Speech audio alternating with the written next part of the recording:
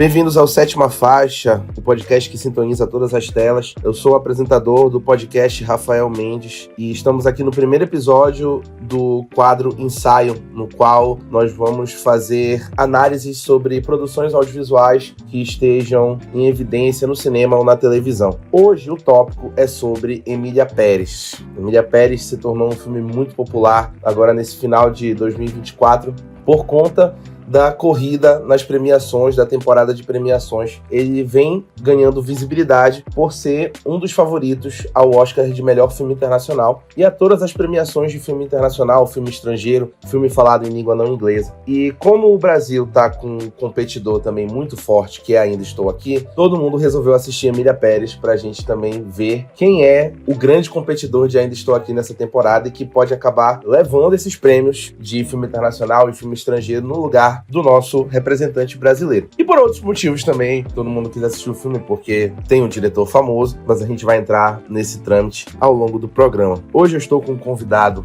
muito importante, muito especial, que vai falar comigo sobre esse tema e a gente vai fazer esse debate aqui hoje, nessa estreia do quadro Ensaio, que é o Alex Damasceno. Ele é professor do programa de pós-graduação em artes e do curso de cinema e audiovisual da Universidade Federal do Pará. Alex, se quiser complementar essa apresentação muito simples, muito resumida que eu fiz, provavelmente o teu WhatsApp é muito maior do que isso, então fica à vontade. E desde já te agradeço pela presença, é um prazer te ter aqui nesse primeiro episódio, nessa estreia do quadro. Eu acho que não poderia estrear de maneira melhor. Bom, obrigado aí pelo convite, Rafael, estou muito feliz de participar do podcast. A apresentação é isso mesmo, vou deixar por aí. E uma honra abrir o quadro. A honra é minha, vamos nessa. Eu acho que a gente pode começar fazendo um panorama geral da nossa opinião sobre o filme. Eu queria que tu começasse, Alex, falando o que tu achaste do filme, pra gente tentar deixar os nossos ouvintes, os nossos espectadores, a par do que nós achamos, de quais as opiniões que nós temos, para eles entenderem mais ou menos por qual rumo esse debate vai e quais pontos nós vamos defender. Bom, também outra coisa que eu ia falar no começo, eu esqueci, é que eu queria agradecer a oportunidade de falar do Emília Pérez, né? Falar publicamente, porque eu tenho muito a dizer sobre esse filme, né? Eu gosto muito do Emília Pérez, né? A gente até conversou antes, né, Rafael, que era um filme, assim, que eu acho que vai gerar muito debate. Eu tenho consciência de que ele vai ser um filme que não é consensual, mas eu particularmente gosto muito, assim, por vários motivos que eu vou tentar nessa participação destrinchar, né? Mas o principal deles, assim, que eu acho que é a grande qualidade do filme é que é um pacote, assim, muito original, assim. Ele reúne elementos, assim, de modo... São elementos, assim, que não se conectariam muito naturalmente, que ele consegue reunir e o resultado final é uma coisa muito original. É um filme, assim, que no coração do conflito tá essa questão da transição de sexo, ou seja, tem uma personagem trans, o que é uma pauta, um tema importante, né, na discussão do campo social. Ao mesmo tempo, é um drama familiar, porque ele vai passar principalmente pelas relações entre as três personagens e essa ideia desse microcosmos delas. Também um filme de gangster, porque passa muito por essa coisa do crime. Ele é um musical. Ele é um filme francês, de um diretor renomado, uma figurinha de Cannes, como é o Jacques Audiard. Ele é falado em espanhol. Ele é no México, mas não foi filmado no México. Ele tem a Selena Gomez, que é uma coisa super aleatória, esse par, Jacques Audiard, Selena Gomez. Então, assim, é tudo muito original, eu acho, né? É claro que quando tu une tantos elementos, assim, tão desconexos, poderia dar errado. Eu acho que muita gente vai fazer essa leitura. Mas eu não consigo explicar muito, eu acho que dá muito certo, assim. Tem umas coisas, assim, na nossa experiência dos filmes que é meio, assim, do nível do indizível, né? E eu sei que é meio uma coisa meio, assim, muito fácil de chegar nessa categoria e dizer que o filme é bom por isso, né? Eu não consigo dizer porquê. Mas eu acho incrível, assim. Acho realmente incrível a união desses elementos. E vou defender esse filme, assim, onde estiver. Mas é isso, essa é a minha primeira intervenção, assim, de por que eu gosto de Emília Pérez, né?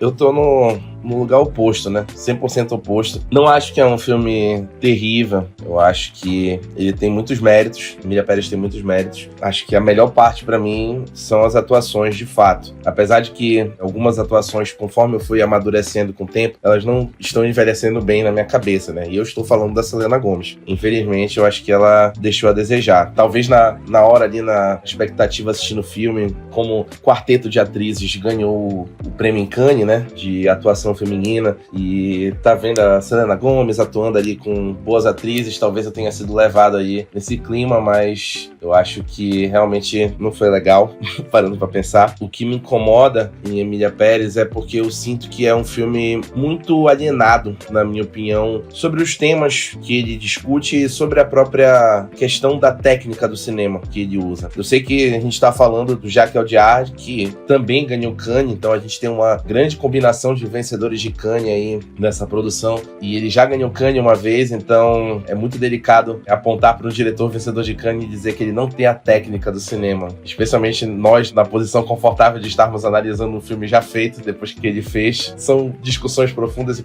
mas eu acho que falta a técnica. Eu sinto que os planos que ele escolhe, os movimentos que ele faz são muito simples pro filme que ele projeta fazer, pro calibre que ele tem como diretor também. Falei já da atuação da Selena Gomez, que eu acho que tá fora do tom. Os temas que ele aborda, não sinto que ele aborda, não vou dizer de maneira respeitosa, porque entra em outros tópicos, mas eu não sinto que ele entende bem do que ele tá falando, não sinto que ele faz questão de entender o que ele tá falando. Eu acho que o México pra ele é muito estereotipado de uma maneira diferente que os Estados Unidos conseguem estereotipar o México. Os Estados Unidos estereotipam o México colocando o filtro sépia, e o Jacques Audiard, ele estereotipa o México como esse país que é completamente criminal, e ele só olha pra criminalidade, e tudo que ele enxerga no México é subdesenvolvido e tudo mais. E ok, estamos falando de América Latina, mas eu acho que ele podia ter se dedicado mais. É um filme muito superficial em tudo que ele tenta fazer, no conteúdo do filme e na parte material ali, da técnica mesmo, né, dos recursos cinematográficos. Tentando falar de uma forma geral, sem entrar detalhadamente nos tópicos que a gente vai falar, eu acho que é assim que eu me sinto em relação ao filme. Eu provavelmente vou me lembrar de outras coisas, assim, que eu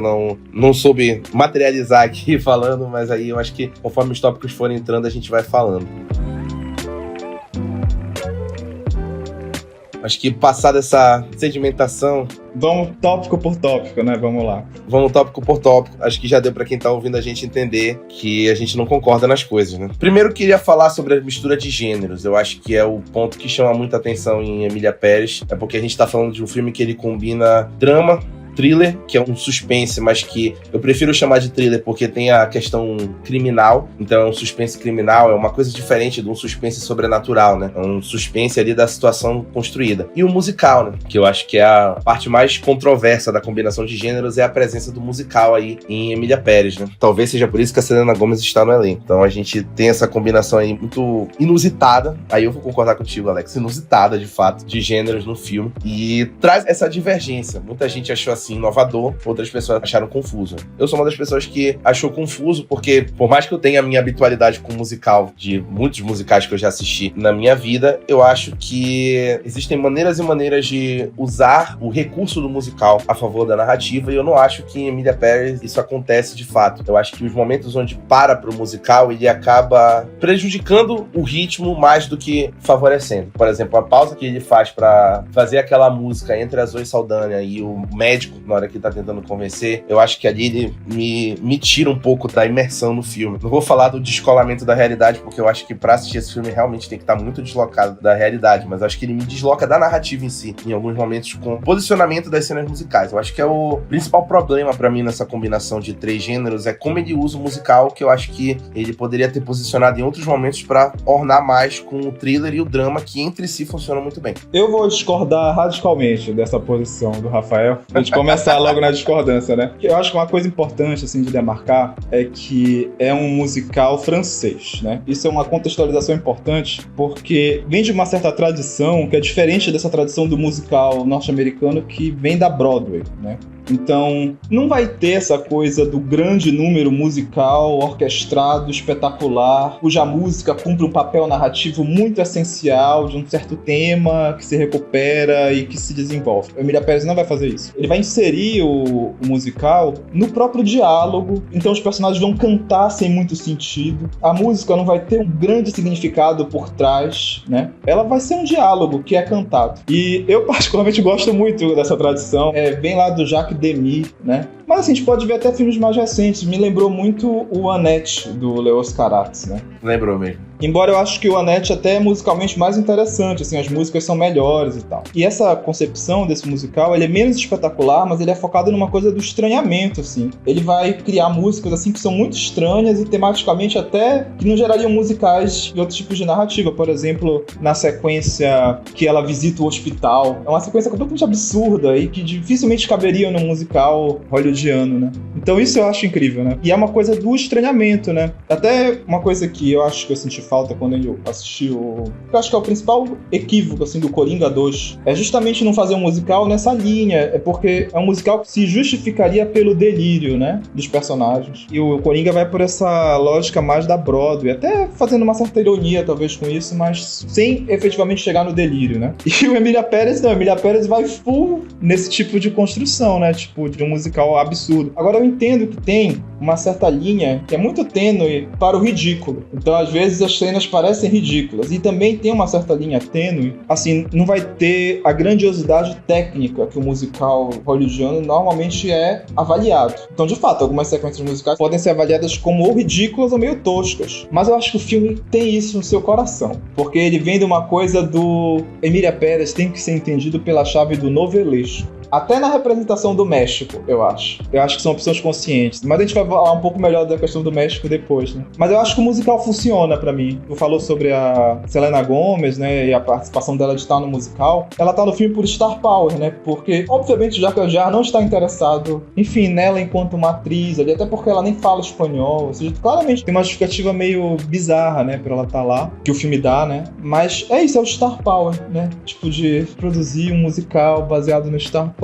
e que tem essa coisa meio fever dream novelesco. Eu acho incrível, assim, realmente. Essa parte mais alucinada do musical realmente combinaria mais com o Coringa 2. O Coringa 2 ele nem vai, né, pro parte da Broadway, né? Ele simplesmente corta e faz uma cena musical que não tem nada a ver com a narrativa, só pra dizer que o Joaquin Phoenix e a Lady Gaga estão cantando. Então, de fato, a gente aproveitaria mais essa alucinação, esse absurdismo de Emília Pérez na parte musical tivesse sido aplicado no Coringa, né? Eu entendo o ponto de que não é um musical hollywoodiano, não é um musical nos parâmetros dos Estados Unidos de como se faz musical, né? E isso causa estranheza, mas eu acho que as músicas, os momentos, a escolha de letras pra pausar e fazer um musical, uma sequência musical, eu acho que não me agrada. Talvez a coreografia também, eu acho que peca bastante. Por exemplo, na música que a própria Selena Gomez canta, eu acho que a coreografia, ela se perde muito. E a própria dança de câmera que o Jacques Audiard elabora na sequência da grande música famosa que a Zoe Saldana canta, que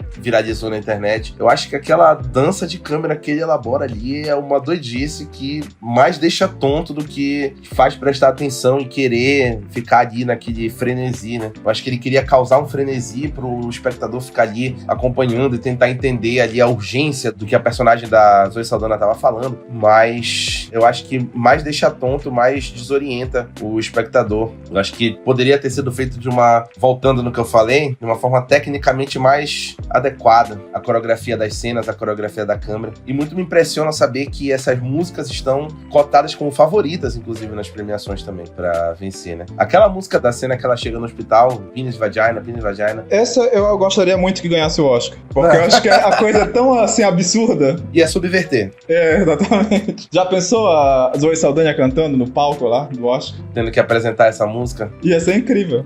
Eles iam ter que transmitir essa premiação mais tarde por causa do horário das crianças lá nos Estados Unidos. Mas olha, assim, eu gosto bastante assim dessa cena da Zoe Saldana, assim. Eu entendo que tem uma construção de câmera também que é estranha, né? Tem uns movimentos, uns certos deslocamentos, assim, que gera uma certa desorientação, né? Mas a cena toda é estranha, se a gente for ver. Ela é filmada num fundo preto, aquelas mesas, é tudo muito estranho, né? Os personagens estão parados. Não reagem a ela, né? Mas é isso, eu acho que tá no espírito da coisa, sabe? Tá no espírito do que o filme propõe, né? Todas as cenas, tipo, a cena da Selena Gomez é meio meio isso, assim, porque ela também vai pra um fundo preto, né? Então, tipo, ela tá no quarto, mas não está, tá naquele mundo, mas não. Eu acho interessante. Mas as minhas sequências preferidas são as músicas cantadas pela Carla Sofia Gascon. Eu acho que ela tem uma voz, assim, que eu acho interessantíssima, assim. É um cantar, assim, um pouco rouco, um pouco sofrido, assim. Ela dá uma carga emocional pro cantar. E ela tem uma música linda lá, que é quando ela começa a se relacionar com a personagem da Epifania, né? Que a música é linda, a música é linda.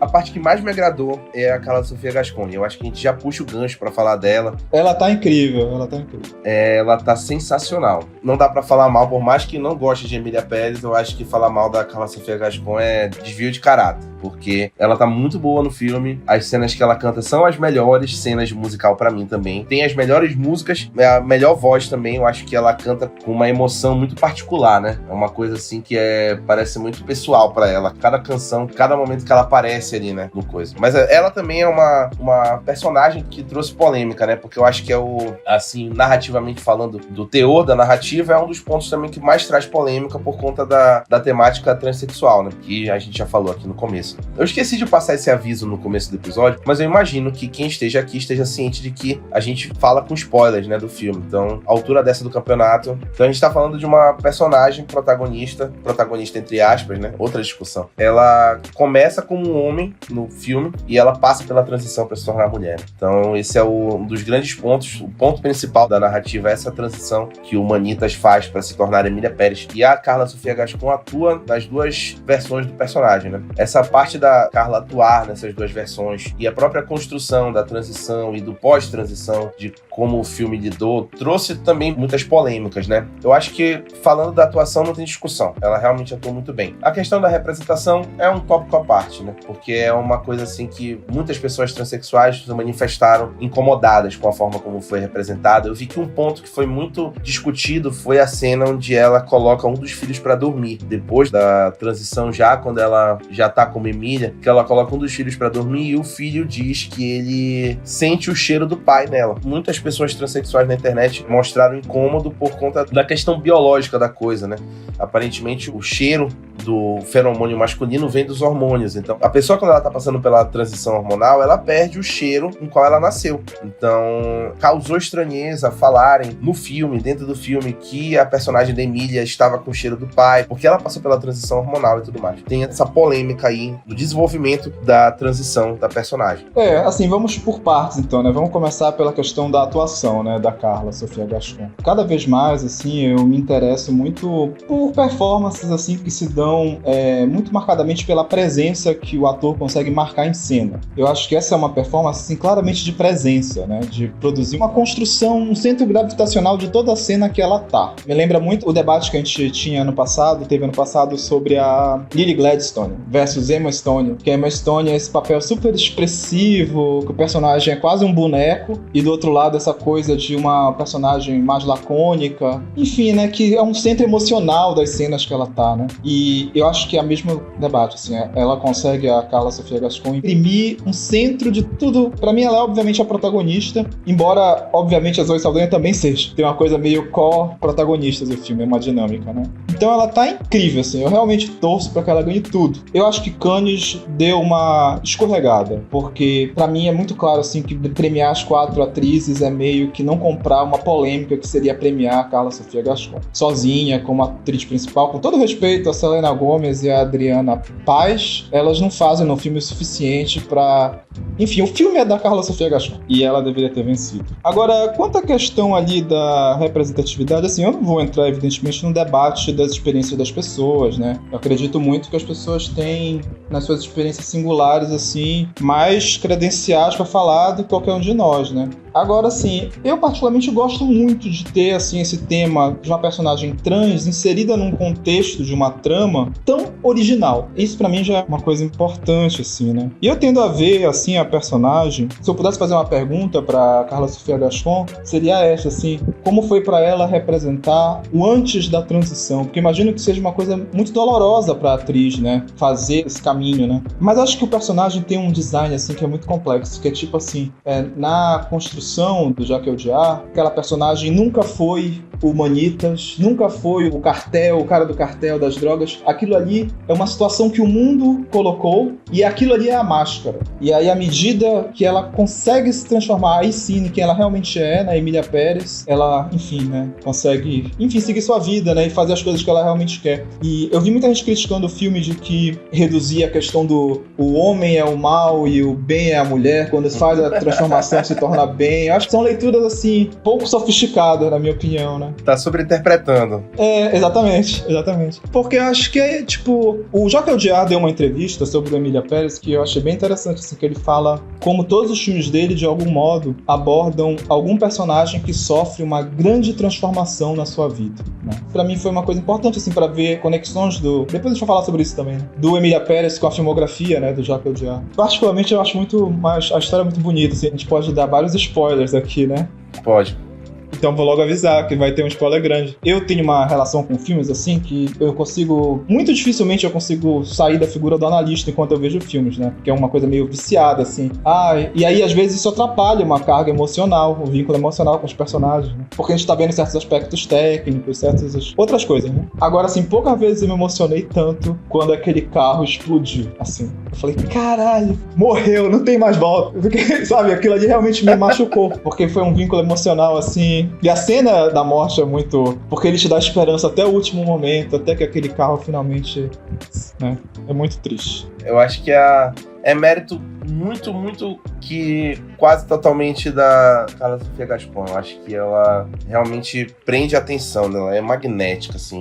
A primeira vez que ela aparece como Emília Pérez é uma cena tão luminosa, porque o filme meio que cria essa expectativa, né, desse reencontro com a personagem, né? E a primeira vez que ela aparece é incrível a cena, né? Porque ela aparece de modo meio inesperado durante a conversa, então a gente recebe ela do mesmo modo que a Zoe Saldanha recebe, né? Embora a gente já saiba. E tudo se apaga. Eu acho a presença dela nessa cena tão luminosa, assim, tão incrível. Dá pra ver que ele tenta fazer, assim, uma santificação, né, da Emília Pérez, assim, com os recursos técnicos que estão à disposição dele. Acho que essa cena, ela traduz isso muito pra mim, no sentido de colocar ali ela como uma entidade, uma santa, uma salvadora, né? Vem muito isso pra mim, da iluminação, no jeito que ele captura algumas cenas dela. Eu acho que ele faz essa construção proposital, né? Eu não diria que é uma santificação, porque eu acho que a personagem ainda carrega uma certa coisa paradoxal, assim, que eu não sei se tu lembras, tem uma cena dela com a Selena Gomez. Elas começam a conversar se a Selena Gomez já tinha traído o Manitas, não sei o quê. E a Selena Gomez diz que sim, ela diz, mas por que tu não fugiu com o cara e tal? E aí a Selena Gomez, tu não conhecia o teu primo? Se ele descobrisse, a gente ele ia matar, não sei o quê. Ela demonstra o medo que tem nessa relação entre os dois, né? Eu acho que a atuação da Carla Sofia Gascon também carrega uma coisa assim de que ainda tem um certo resquício desse passado ali, dessa... Quando ela descobre, por exemplo, que a Selena Gomez vai se casar com o cara, a reação dela é dura, né? E o espectador pensa, pelo menos eu pensei, pô, ela vai matar o cara. E a cena seguinte, ela dá meio que uma... Ela repreende, né? Repreende, fiz uma aspas com a mão aqui. Ela dá uma sova lá no cara, né? Pra ver se ele desiste, né? Eu acho muito massa a música que ela canta logo depois que ela tá com a Adriana Paz, porque ela canta meio essa dualidade, né? A música canta isso, né? É meio chefe, meio rainha, meio pai, meio tia. Mostra um pouco dessa dualidade desse presente e desse passado que convive nela. Então, assim, ela tá numa fase em que ela busca uma absolvição do que ela fez, ela tenta reparar os erros do passado, mas ela acha que ela carrega uma dualidade, né? Eu acho que isso fica muito mais claro no final, né? Depois que ela morre e aí fazem toda aquela celebração pra ela, eu acho que fica bem claro aí esse objetivo de transformar ela numa santa, né?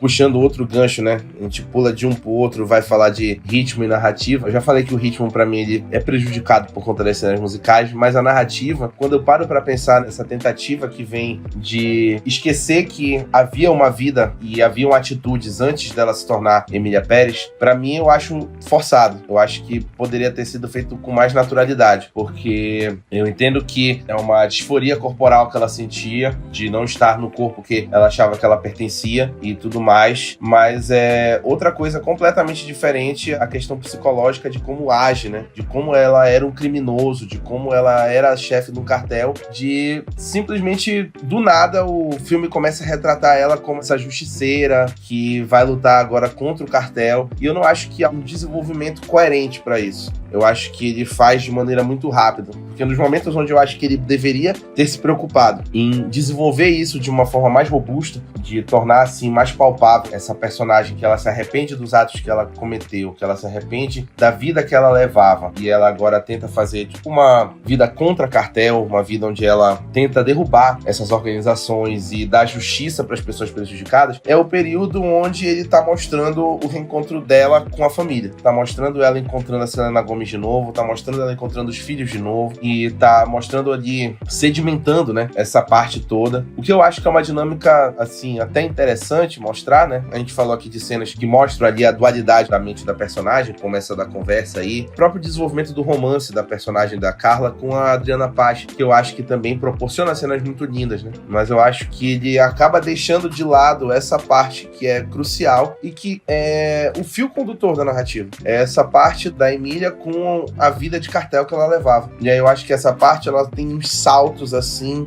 muito grandes que comprometem muito o desenvolvimento desse detalhe narrativo aí do filme. Assim, eu não sinto tanto, assim, pra te falar a verdade. Eu acho que, mais uma vez, isso é uma característica do novelesco, né? Tem um salto de 4 anos, e é um salto muito importante de transformação da vida da personagem. Então a gente não acompanha 4 anos na vida dela, quando a gente volta, ela já tá com uma vida estabelecida, né? Novamente. Que é uma coisa da novela, uma coisa do melodrama. Mas mesmo nesse lugar, assim, ela ainda tem raízes também nesse outro, né? Então, tipo, quando ela começa a procurar os corpos dos mortos, ela vai perguntar pra quem tá preso. Antes do grande número lá da Zoe Saldanha, aquele do... Elas têm uma conversa nos bastidores, e a Zoe Saldanha meio que cobra ela, tipo, só quem tá aí são os corruptos, os donos de cartel, não sei o que. Ela falou, são as pessoas que eu conheço. Então, ainda tem raízes ali, né, nesse lugar do... Ela não tá completamente fora desse lugar. A gente não sabe muito bem de onde ela tira o dinheiro dela, é uma coisa também da novela, né? Ela tá lá super bem estabelecida, né? Ela deu dinheiro pra Selena Gomez com os filhos, mas ela também ainda tinha o dinheiro dela, então é... É muito dinheiro, né? É muito dinheiro. É muito dinheiro. E tem essa coisa da ambientação na casa rica, que também é uma coisa da novela e tal. Enfim, eu acho uma construção complexa, assim, porque tem muito essa coisa do gênero novelesco por trás, né? E acho que tem temas, assim, que são muito interessantes, assim, na construção dela. Eu não acho uma personagem superficial, assim. Não, eu tenho essa insatisfação, assim, esse sentimento de incompletude com a situação, porque eu acho que faltava mais robustez, né? É uma sensação que eu tenho, assim, muito ao longo do filme, de que as coisas, elas passam muito rápido, os eventos, detalhes importantes. Eu acho que ele poderia ter tentado equilibrar mais, de dar mais importância para algumas outras coisas, enquanto outras coisas que realmente tomaram muito tempo do filme acabaram se arrastando demais. Sabe, quando o filme chega nessa transição dos 4 anos, na minha cabeça, a narrativa ia se desenrolar assim, agora o cartel vai descobrir, né? E o cartel vai atrás. E não é isso, né? É a família, a coisa é a família. E eu acho incrível, cara. Eu acho muito legal que assuma tanto esse lugar, assim, né? Isso pra mim, de fato, é surpreendente, porque eu também achava que ia ter alguma coisa com o cartel indo atrás, né? E eu senti falta disso também, eu acho que podia ter também. Talvez olhar pelo aspecto novelesco me faça enxergar menos equívocos do que vou assistir como um filme, né? Eu acho que é mais ou menos por aí.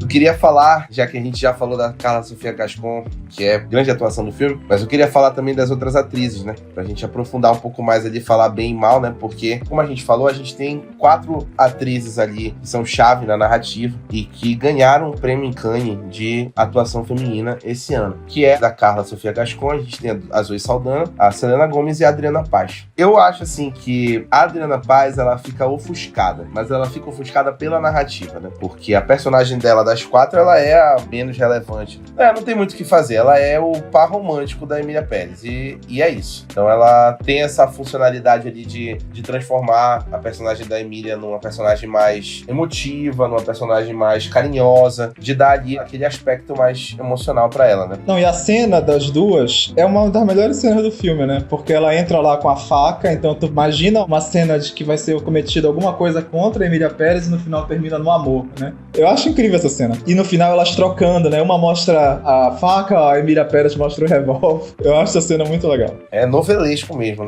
né? A Selena Gomez, pra mim, sem condições. Eu acho que realmente é o star power da Selena Gomez ali de cantora e atriz mirim da Disney, indicada ao Emmy, que ela carrega, porque não sinto ela entregar o melhor dela nem nas sequências musicais, que eu acho que é onde ela deveria brilhar mais, né? Eu acho que ela fica ali sempre abaixo do potencial dela, abaixo da expectativa, né? Pô, o espanhol dela é de arranhar o ouvido, né?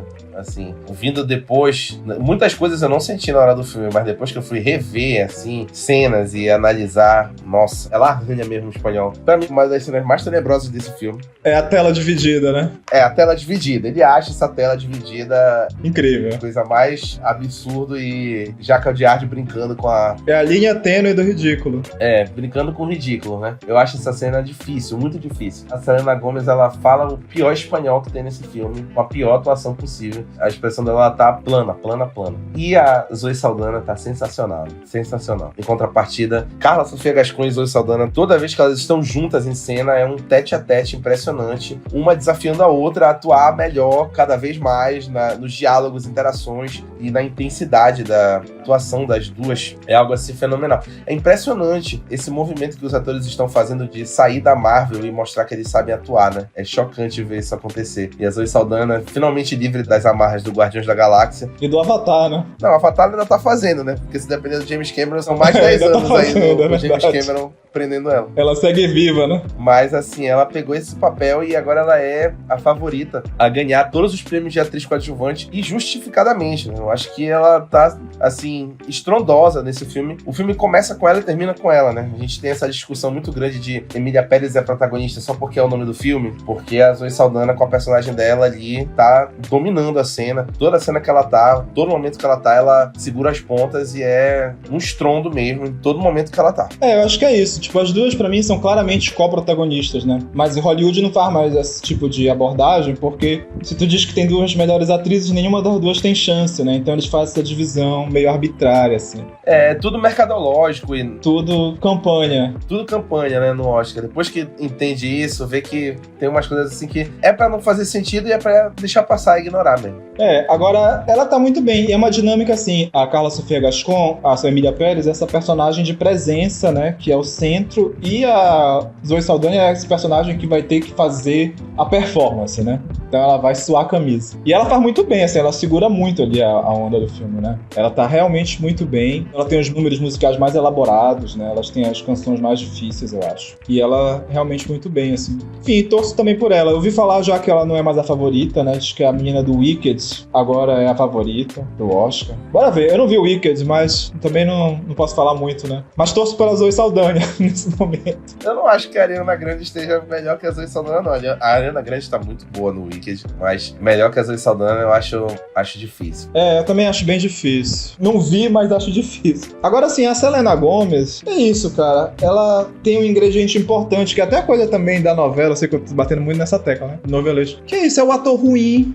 num papel difícil e fazendo o melhor que pode. Até a coisa do idioma, ela falando o idioma errado. Enfim, não é bom, evidentemente, né? Eu até acho estranho não terem escalado uma atriz mexicana, né, pro papel. As três não são mexicanas, né? Isso é curioso. O filme justifica, que também é uma coisa novelesca. No diálogo, primeira vez que conversam a Zoe Saldana já com a Emília Pérez, a Emília Pérez diz, né? Ah, eu tô há tanto tempo fora do México que eu perdi o sotaque nortenho, uma coisa assim. Uma das duas fala, né? E a outra também, na verdade eu sou porto-riquenha, mas eu cresci no México. Vocês tentam justificar esse sotaque. A Selena Gomez, supostamente a personagem dela não é mexicana, né? É estadunidense, mas mora no México. Mas enfim, ela deveria falar melhor, né? De fato, claramente ela não sabe falar espanhol. Não é justificativa tá falando assim. Queria falar agora de Jacques Audiard. Acho que a gente falou muito de todos os aspectos do filme. Falta falar do... Grande Jacques Audiard. Falta falar do principal rosto por trás de Emília Pérez, né? Jacques Audiard é um corajoso. Tem que falar que ele é realmente um corajoso. Pra quem não sabe, a gente já falou aqui em algum momento, né? Que o Jacques Audiard, ele tem um prêmio de Cannes já na conta. Uma palma de ouro, que é pelo Dipan, né? Lá de 2015. Que é um filme sobre refugiados. Também foi um filme que gerou polêmica, mas é um filme que eu gosto muito. E eu acho que tem um prêmio merecido aí pra ele, sim, nessa Palma de Ouro. Tu sabes que quando ele faz o Dupin lá, que eu acho um dos mais fracos do Jacques Audiard. E é engraçado, né? Quando ele entra nessa competição em 2015, era um ano muito difícil pra ele ganhar, e o filme dele era meio considerado... Não era o principal concorrente. Eu lembro que esse ano tinha o Filho de Saul, né? E tinha um filme que eu achava que deveria ter vencido, que era o Carol, do Todd Haynes. Tinha a Lagosta do Yorgos, né? Muito cedo pra premiar o Yorgos, né? Nesse momento. Tinha também Sicário do Villeneuve, que eu acho também.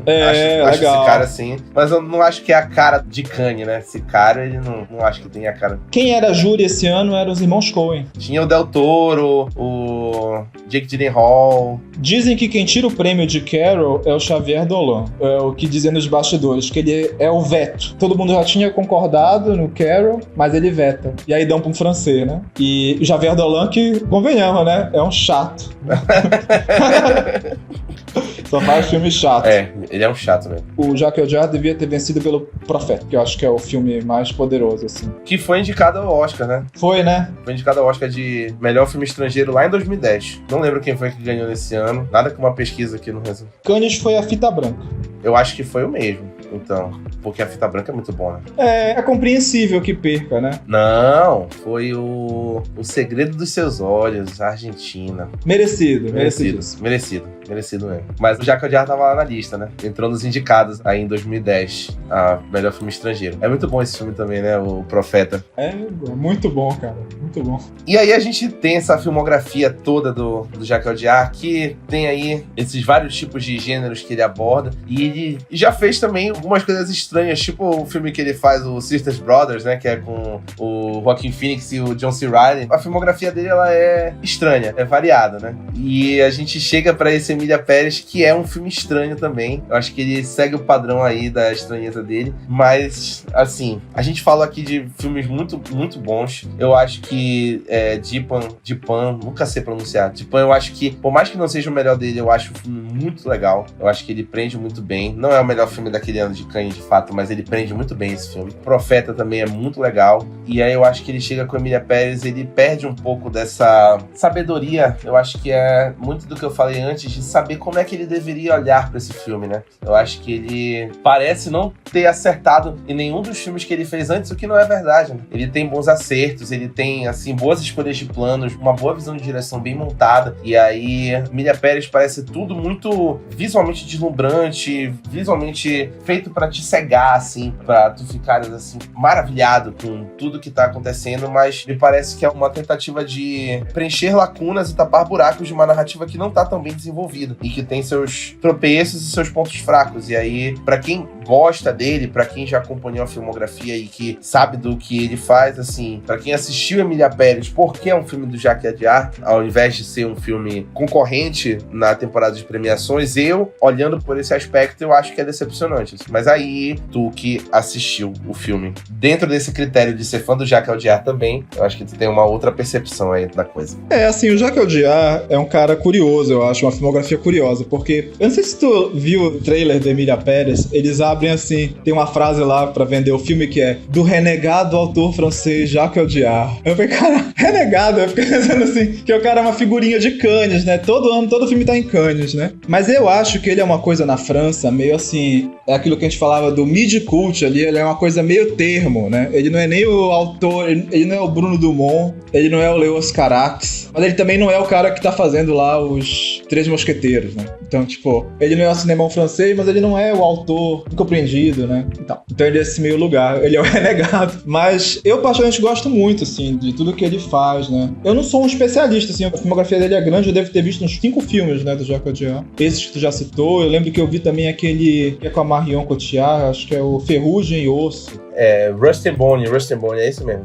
Que é um filme bem legal também. Que também é uma coisa do melodrama, embora bem mais pesado, né? Um drama bem mais pesado. Cara, eu acho assim, eu gosto muito dele, eu acho que é um filme muito corajoso. Eu acho que, de fato, tem essa coisa eurocêntrica, isso aí é fato, né? A gente vai sempre dizer, toda vez que um francês vem filmar a América Latina, vai gerar esse tipo de coisa, né? Eu li uma fala do Rodrigo Prieto, né, que é o fotógrafo, consolidado em Hollywood, né, falando super mal do filme, que o filme não tinha nada de mexicano, não tinha nenhum elemento mexicano. E eu acho que essa crítica crítica não pode ser esvaziada, eu acho que ela é real. Até a gente que faz cinema aqui na Amazônia e tal, sabe como isso é feito, né? As pessoas vêm de fora e não chamam a gente pra fazer, e aí a coisa sai super artificial, né? A gente tem que endossar essa crítica. Mas, por outro lado, lá vai eu de novo com o novelesco, né? É que nem quando a Globo filma a Índia, ou quando a Globo filma o Marrocos. Isso é Emília Pérez, sabe?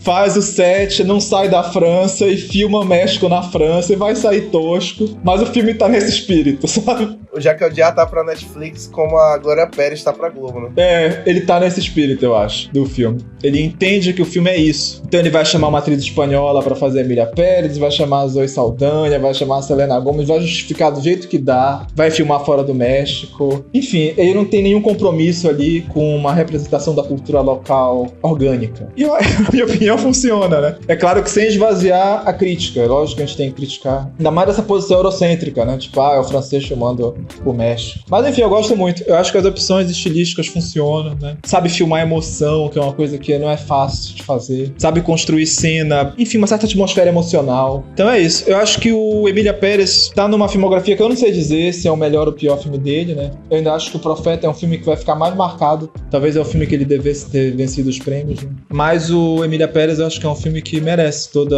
o reconhecimento. E é curioso, assim, porque a gente vem falando dessa coisa do musical e da coisa do cultural, né? Tu sabe, né, Rafael, que eu tenho muita curiosidade, assim, pra ver como é que os filmes são recebidos, né? Como é que é o desempenho espectatorial, né? E o Emília Pérez é um filme, assim, que tem uma trajetória pela crítica e pelos festivais ser muito festejado, né? E quando estreia no Netflix dos Estados Unidos, o filme começa a ter outro caminho. Começa a apanhar. E eu acho que é muito uma barreira também cultural, assim, tipo, o que um público norte-americano espera do musical. Ainda mais tendo atrizes que são desse lugar, né, dos Estados Unidos. Uma atriz americana, que é a Selena Gomez, outra atriz que é porto-riquenha, mas... Eu não sei se ela é porto-riquenha, mas acho que ela, talvez ela seja americana, Zoe Saldanha, né? Ela é porto-riquenha, a ascendência dela, e ela também morou na República Dominicana. Eu acho curioso, né, que o filme tenha tido essa trajetória, né, tipo, muda um pouco a opinião pública sobre o filme à medida que o filme estreia na Netflix dos Estados Unidos, né? Que é onde viu mais, né? Eu fiquei curioso também pra ver como é que o México recebeu Emília Pérez, né? E eu vi alguns youtubers mexicanos, assim, indignadíssimos com o filme. E o México claramente não vai gostar, né? Mas faz parte. Eu acho que faz parte.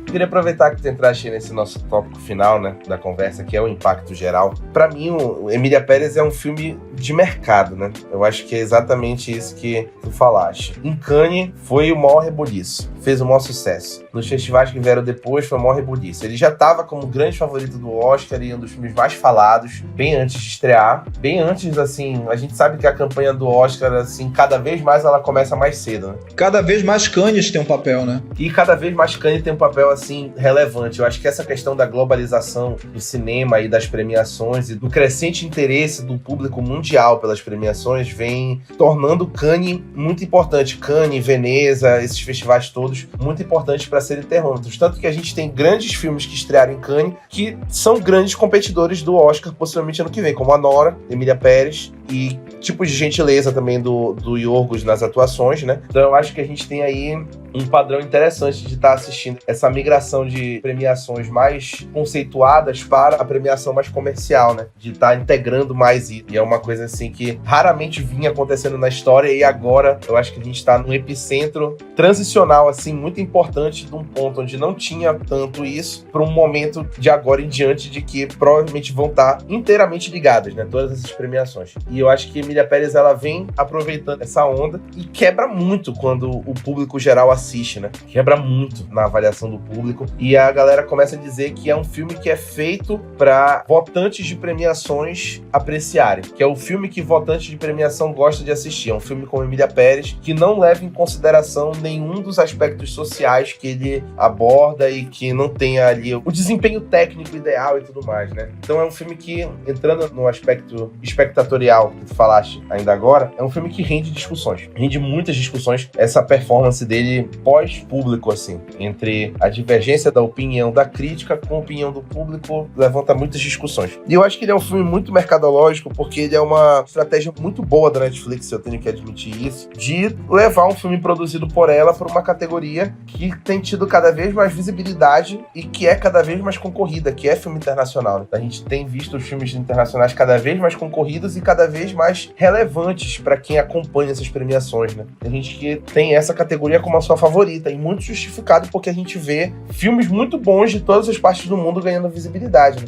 Por conta dessa categoria. E a Netflix, ela entra nessa onda e coloca um filme dela aí como grande favorito, talvez ganhador, né? Burlando aí algumas coisas, né? Então ela tem um diretor francês que conta uma história mexicana com atrizes com ascendências latinas, então que vai ser o representante da França, mas que tá recebendo investimento da Netflix Estados Unidos mesmo. Então ali é um combo de coisas. E aí tem a questão também de ser um filme que ele tá competindo, infelizmente, com um filme brasileiro, né? E a gente sabe que brasileiro na internet é insuportável. Ele assume o filme como inimigo, porque está concorrendo com Ainda Estou Aqui, e pronto. O filme se torna imediatamente ruim. Não é o caso, por exemplo, eu não gosto do filme por aspectos do filme, mas eu reconheço que ele tem suas qualidades muito fortes. Eu reconheço que a Fernanda Torres, se ela for indicada, vai ser ótimo, mas ela não tem chance com a Carla Sofia Gascon, infelizmente. Ela não vai conseguir. Se conseguir, pode decretar feriado nacional 5 dias aí no Brasil, mas é uma coisa assim que eu acho que é um filme que ele é propositalmente mercadológico, até pra levar o Jacques Audiard ao Oscar, porque ele nunca foi indicado em nenhuma categoria no Oscar. Então eles fazem um filme que, por mais que o Jacques Audiard ele seja maluco,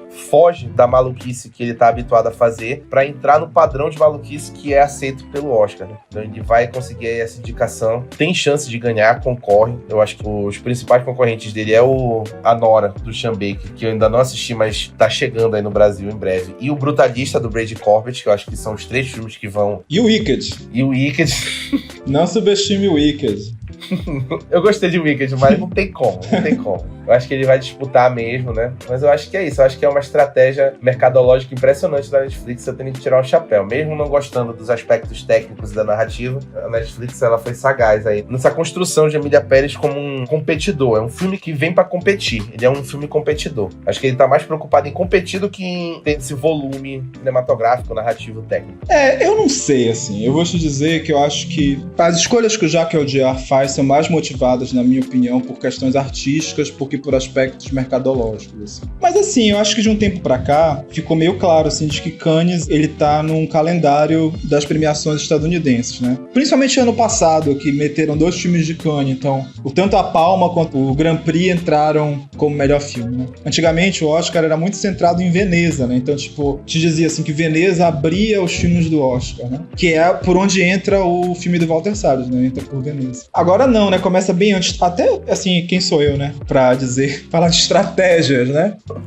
O Walter Salles teve o convite de estrear o filme em Cannes, né? E também é uma figurinha de Cannes, o Walter Salles. Mas ele opta por Veneza entendendo que é o melhor caminho pro Oscar. Então, também é uma coisa mercadológica, né? Afinal, não nos esquecemos, é um filme da Sony, né? O filme do Walter Salles, né? Sim, da Sony Classics. E eu acho que muito também da coisa do Emília Pérez ter uma coisa meio pouco indisposta do público. Exatamente. É a Netflix. Porque a Netflix meio tem construído os vilões do Oscar nos últimos anos, né? A galera que acompanha o Oscar odeia a Netflix. Tipo, ano passado foi o Maestro, que de fato merecia, né? Esse papel, né? Mas eu não sei se a Emília Pérez merece. Eu acho que a Emília Pérez é um filme que... Eu acho que o Jacques Audiard ser indicado é uma indicação muito interessante. E eu acho que ele vai ser, não pelas questões mercadológicas, mas porque o branch, né, dos diretores é uma coisa mais artística. Então, normalmente, sempre entra um estrangeiro, né? Dos diretores, né? Sempre tem uma vaga do estrangeiro e eu acho que esse ano vai pro Jacques Audiard e talvez até algum outro, né? Eu vi muita gente especulando a da Substância. Tem a da Substância, que é a Coralie Fargar, que é francesa também, né? Não ia ser dobradinha. 2 franceses, né? Mas também estavam falando da Payal Capadia, de Tudo Que Imaginamos Como Luz, né? Acho difícil, mas pode ser. Também acho difícil.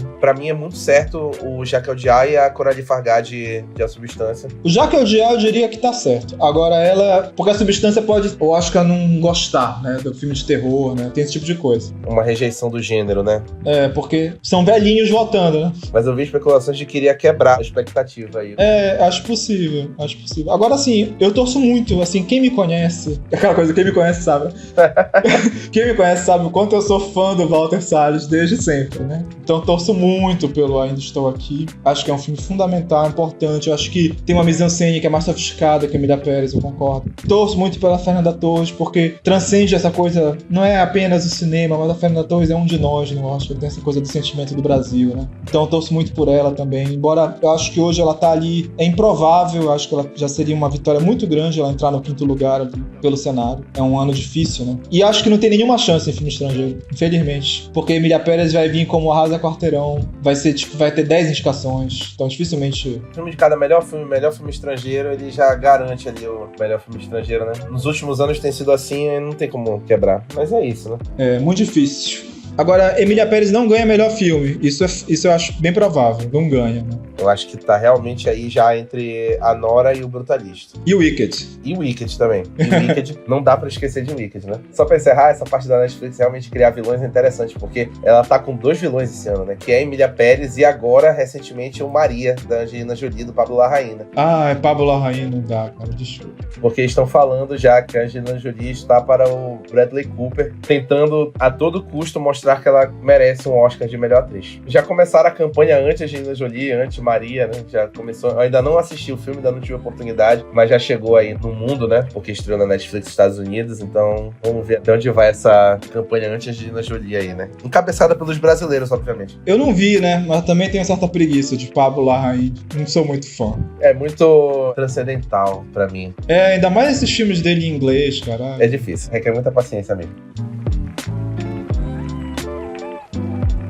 Alex, queria agradecer a tua presença, queria agradecer teres topado participar aqui desse bate-papo. Como eu falei, a estreia desse quadro aqui no podcast, e eu queria falar sobre Emília Pérez e achei que tu era a pessoa perfeita para falar sobre isso, porque tu tem uma opinião completamente oposta da minha. Tu sempre defende as tuas opiniões mais polêmicas com muita vivacidade, então eu acho que foi muito importante te ter aqui, te agradeço mais uma vez. Então, obrigado, Rafael, muito feliz assim, de estar participando, vida longa aí ao podcast, ao quadro. Me chame quando precisar, sempre, assim, de uma opinião. Estamos aí, a gente tem trabalhado, o Rafael e eu, muito juntos, assim, fazendo pesquisa, né, em cinema, a gente é desse lugar, né, da pesquisa científica, né, em cinema. Quem quiser conhecer nosso trabalho, é só aparecer lá no curso de cinema da UFPA, estamos sempre por lá. Sempre pesquisando, ainda bem. E eu queria agradecer, pessoalmente, aos nossos ouvintes por terem escutado a gente até aqui. Como sempre, eu deixo o recado no final do episódio para vocês comentarem o que vocês acharam, quais são as opiniões de vocês, se vocês concordam mais comigo, concordam mais com o Alex, ou não concordam com nenhum dos dois, tem uma opinião completamente diferente. E vocês têm esse espaço para comentar. Se você está ouvindo a gente numa plataforma de áudio, dá para comentar lá no Instagram, na publicação desse episódio. Mas a gente também está no YouTube, então se você está ouvindo a gente no YouTube, comenta no YouTube nos comentários, deixa um comentário lá, que o intuito desse quadro, desse podcast também é ouvir a opinião de vocês e a gente, todo mundo discutir e cada vez mais formar opiniões sobre os filmes. E fiquem ligados para os próximos episódios do podcast Sétima Faixa. A gente vai estar produzindo mais episódios aí ao longo das semanas, falando mais sobre filmes, mais sobre notícias de filmes. Quero também ouvir a opinião de vocês, a participação de vocês ao longo do tempo. Muito obrigado, pessoal. Até a próxima e tchau.